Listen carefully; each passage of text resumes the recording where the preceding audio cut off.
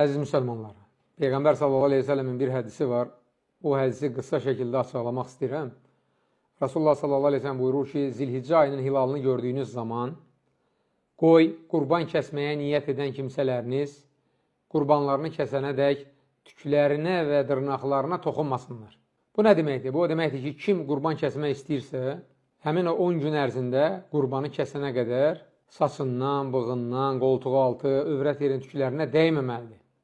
Əvvəlcədən o təmizlik işlərini görsün ki, o 10 gün ərzində ona dəyməsin. Həmçinin dırnaqlarını da əvvəlcədən tutsun ki, o 10 gün ərzində ona dəyməsin. Və bu da kimə aiddir? Ancaq qurbanı kəsən adama. Adam qurban kəsirsə, ona aiddir, onun ailəsinə aid deyil. Və ya məsələn, adam qurbanı kəstirirsə, yenə ona aiddir, onu kəsən qəssaba aid deyil. Və bir də burada bir məsələ var. Bəziləri bunu mütləq şəkildə vacib olduğunu deyir. Yəni, bunu etməmək qadağandır, haramdır, bunu belə deyirlər. Lakin alimlərin çoxu məkruh olduğunu deyir. Bu nə deməkdir? Bu o deməkdir ki, əgər zəruri halda, ehtiyac olduqda dırnağa və ya istənilən bədəndə olan tükə toxunmaq lazım gələrsə, məsələn, dırnaq qırılıb, onu kəsmək lazımdır. Və yaxud saçda qaşınma var, onu qırxmaq lazımdır və s. Bu halda saça da, yəni bədəndə olan tüklərə də, dırnağa da toxunmaq icazəlidir. Və kimsə desə ki, məsələn, qurban kəsmək lazım deyil, vacib deyil, eləməsəm də olar, bu artıq özü Peyğəmbər sallallahu aleyhi ve sellemin etdiyi əmələ zid getməkdir. Peyğəmbər sallallahu aleyhi ve sellem deyir ki, ey insanlar, hər ailə ildə bir kərə qurban kəsməlidir. Bir dənə qurban. Yəni, bu da vacibdir, imkan daxilində. İmkan varsa, qurban kəsmək lazımdır. Və bu qurbanlıq heyvanı kəsən adam, əgər namazdan əvvəl kəsərsə, o qurban ondan qəbul olmayacaq. Necə ki, Səhih Buxaridə, rəvayətdə sahabilərdən biri qurbanlığını, qurban bayramından, yəni namazdan əvvəl kəsir, Peyğəmbər sallallahu aleyhi ve sellem ona deyir ki, sənin kəsdiyin qurbanlıq deyil, ətlikdir. Qurbandan sonra kəsmək lazım, yəni bayramdan sonra kəsmək lazımdır. O zaman o qurban Allah tərəfindən qəbul olacaq. Qurbanlıqla bağlı məsələyə dair Peyğəmbər sallallahu aleyhi ve sellemin möhtəşəm bir hədisi var. Deyir ki, qurbanınızı kəsdikdə onu gözəl tərzdə kəsin. Demək, qurbanın gözəl tərzdə kəsilməsi nə deməkdir? Buna aydınlıq gətirək. Birincisi, heyvanı kəsən adam müsəlman olmalıdır. Və əgər müsəlman deyilsə, onu kəsən bütpərəstdirsə, kafirdirsə, müşrikdirsə, heyvanın əti halal sayılmayacaq. Buna dəlil Maidə surəsinin əvvəlində olan ayədir. İkinci şərt, heyvanı kəsmək üçün istifadə edilən bıçaq və buna bənzər alətlər iti olmalıdır ki, heyvan rahat kəsilsin. Üçüncü şərt, heyvanın boynunun damarları kəsməklə onun qanını axıtmaq lazımdır. Boyun damarı kəsilməlidir ki, qanı tam axıb bədənindən çıxsın. Peyğəmbər sallallahu aleyhi ve sellem hədisdə bunu xüsusilə qeyd edib. Heyvanın qanı axıdılsa və onun üstündə Allahın adı çəkilsə, ondan yeyə bilərsiniz, deyir. Diqqət edin, heyvanın qanı axıdılsa, yəni boyun damarı kəsilməlidir ki, onun qanı tam axıb bədənindən çıxsın. Dördüncü şərtdə elə bu hədisdə qeyd edilən Bismilləhdir. Allahın adı çəkilməsi. Yəni, əgər Bismillah deyilməsə, heyvan kəsilsə, o heyvan murdar sayılır. O heyvanı yemək icazəli deyil. Bu hədisə dəlalət edən Ənam surəsinin 121-ci ayəsində də Allah Subhanahu deyir ki, üstündə Allahın adı çəkilməmiş, yəni Bismillah deyilib kəsilməmiş heyvandan yeməyin. Çünki bu günahdır. Bunlar şərtdir. Əlavə olaraq, müstəhəb olaraq, bundan əlavə, qurbanlıq heyvanı kəsdikdə onun başını qibləyə tərəf çevirmək, Allahu Akbar demək və onun qəbul olunması üçün Allaha dua etmək müstəhəb əməllərdəndir. Yəni, bunu da etsəz, daha yaxşı olar. Bu da İmam Müslimin səhihində xəbər verilir ki, Peyğəmbər sallallahu aleyhi ve sellem qurbanı kəsərkən dua edir, deyir, Allahümmə təqabbəl min Muhammedin və əli Muhammed və ümməti Muhammed. Allahım bu qurbanlığı Muhammedin adından, Muhammedin ailəsinin adından və Muhammedin ümmətinin adından qəbul et. Siz də dua edib deyə bilərsiniz ki, Allahım, bunu mənim adımdan və mənim ailəmin adından, valideynlərimin adından qəbul et. Bu zürünə dua etmək də müstəhəbdir. Qurban kəsməyin şərtləri barədə soruşur. Əvvəla qeyd edək ki, qurban kəsmək qurbanlıq günündə vacibdir. Allah Subhanahu taala buyurur: "Fəsalli rabbikə vənhər."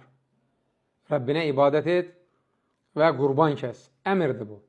Hər ibadətin özünə məxsus şərtləri olduğu kimi qurbanın da özünə məxsus şərtləri var. Qısa şəkildə qeyd edəcəyik. Qurbanlıq heyvanı onu kəsmək istəyən adamı mülkündə olmalıdır. Yəni ona sahib olmalıdır. Ona məxsus olmayan bir heyvanı, yəni məsələn haram yolla əldə etmiş və ya qəsb etmiş, oğurlamış və s. qurbanı kəsmək Allah tərəfindən qəbul olmur. Allah pakdır və pak olanları qəbul edir. Səhih hədisdə Peyğəmbər sallallahu aleyhi ve sellem bizə belə xəbər verib. İkinci şərt, qurbanlıq heyvanı şəriətin buyurduğu heyvan cinsindən olmalıdır. Qoyun, yəni xırda buynuzlu, iri buynuzlu və dəvə cinsindən. Üçüncü şərt, qurban heyvanın şəriətin buyurduğu yaşda olmalıdır. Qoyun 6 aydan yuxarı, keçi 1 yaşdan yuxarı, öküz 2 yaşdan yuxarı, dəvə 5 yaşdan yuxarı olmalıdır. Dördüncü şərt, qurbanlıq heyvanı qüsursuz olmalıdır. Peyğəmbər sallallahu aleyhi ve sellem deyir ki, qurbanlıq heyvanında bu 4 qüsurdan biri olmamalıdır. Açıq-aşkar çəpgöz və ya təkgöz olmamalı, ha belə xəstə, axsaq və bir də çox arıq olmamalıdır. Qeyd etmək lazımdır ki, bu qüsurlar və bundan daha betəri buna aiddir.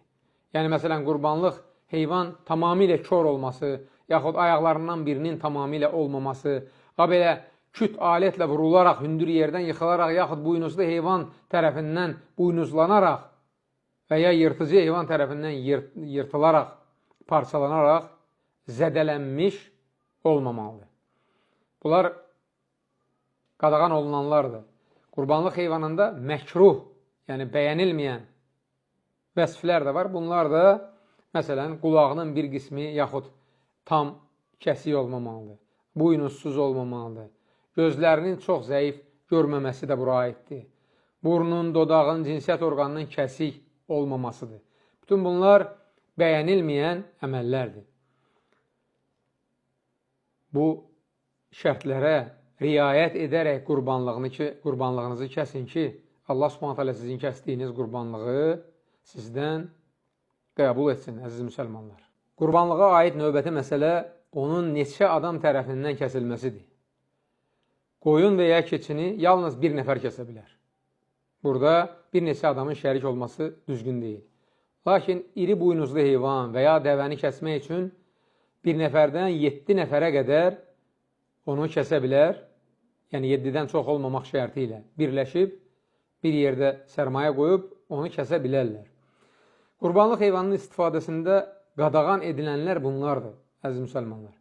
Heyvanın hamısını, yəni dərisini, buynuzunu, quyruğunu və s. hamısını qurbanlıq kimi qəbul etmək lazımdır.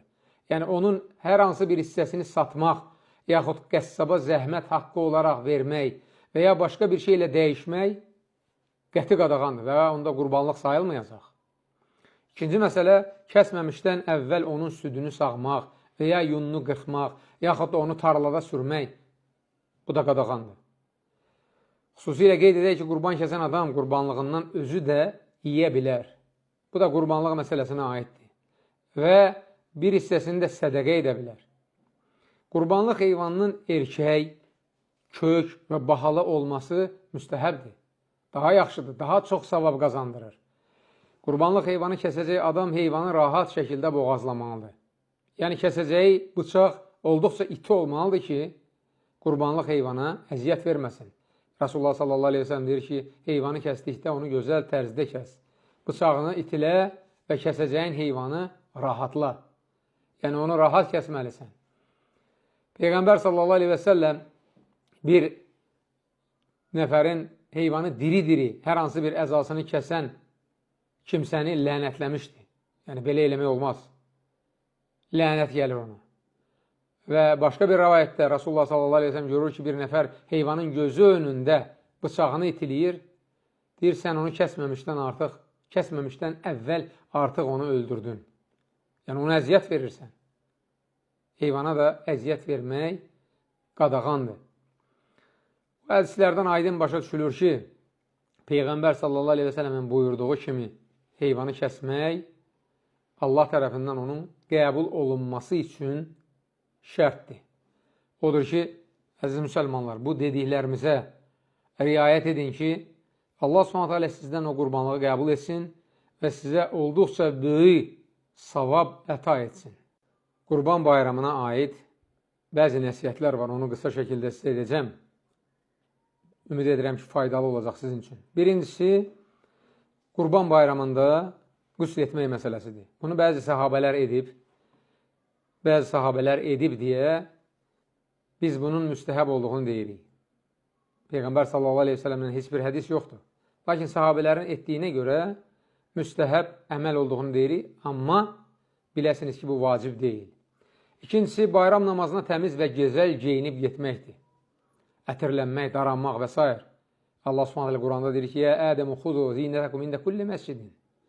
Ey Adəm övladı, məscidə getdikdə gözəl görkəmdə olun, gözəl geyiminizi geyinin. Bu da Əraf surəsinin 31-ci ayəsidir. Üçüncüsü, qadınların və uşaqların bayram namazında iştirak etməsidir. Bu da imkan daxilində. Buna da Buxari və Müslimin səhihlərində rəvayət edilmiş hədis dəlalət edir. Dördüncüsü, bayram namazına qədər, yəni axşam gün batandan səhər bayram namazına qədər təkbir gətirməkdir. Allahu Ekber, Allahu Ekber, Allahu Ekber, La ilahe illallah, Allahu Ekber, Allahu Ekber, və lillahil hamd. Bunu kişilər uca səsli edir, qadınlar isə səssiz edirlər. Beşincisi, bayram namazını qıldıqdan sonra müsəlmanların bir-birini təbrik etməsidir. Və ən yaxşı təbrik də Peyğəmbər sallallahu aleyhi ve sellemin bizə öyrətdiyi təbrikdir. Allah bizdən də, sizdən də salih əməlləri qəbul etsin. Bunu öz dilinizdə də deyə bilərsiniz, ərəb dilində də təqabbəlallah minnə və minkum salihəl əməl deyə bilərsiniz. Xüsusilə qeyd edək ki, bayram namazında o təbrik etdikdə bir-birinizi əl sıxmaq kifayətdir. Yəni, qucaqlaşmaq, o çiyin-çiyinə müanəqə etmək sünnədə belə şey varid olmayıb. Düzdür, kimsə onu edirsə, onu itələmək də ədəbsizlikdir. Amma başa salmaq lazımdır ki, sünnədə belə bir şey yoxdur. Həmçinin qurban kəsmək. Bu haqda artıq danışmışıq. 10-cu gün qurban kəsmək vacibdir. Lakin təkcə 10-cu günə aid deyil. 10, 11, 12, 13 bu 4 gün ərzində qurbanlarınızı kəsə bilərsiniz. Qurbanlıq heyvanı şəriətin qoyduğu qayda qanuna əsasən kəsmək, bu barədə də artıq danışmışıq. Və bu ibadətin bizdən qəbul olunması üçün Allaha dua etmək. İbrahim aleyhissalam, İsmail aleyhissalam hər ikisi dua edib nə deyir? Rabbənə təqabbəl minnə innəkə əntəs səmiul əlim. Kəbəni bina edərkən belə dua edirlər. Bəqərə surəsinin 127-ci ayəsidir. Ey Rəbbimiz, bu əməli bizdən qəbul et, sən eşidənsən, bilənsən.